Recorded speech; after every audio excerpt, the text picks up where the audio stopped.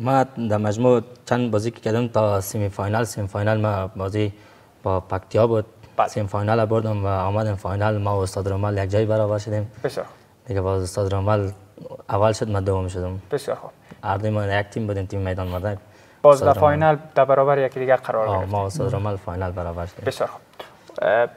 استاد رامل در مورد بازی‌ها بگو، چند مسابقه انجام دادی؟ سخت‌ترین حریفت که در برابرت مقاومت نشان داده باشه کدام حریفت بود؟ بر ما حریف‌هایم کلا سخت می باشه اگر تمرین نداشته باشم. وقتی تمرین داشته باشم، آمادگی داشته باشم، حریف‌ها کلا برام آسان می باشه.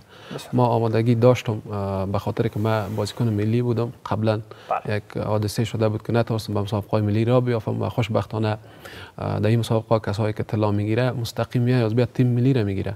ما به او خاطر زحمت زیاد کشیده بودم، آمادگی داشتم. دیگه حریفایم کلا خوب بود. قدرتمند.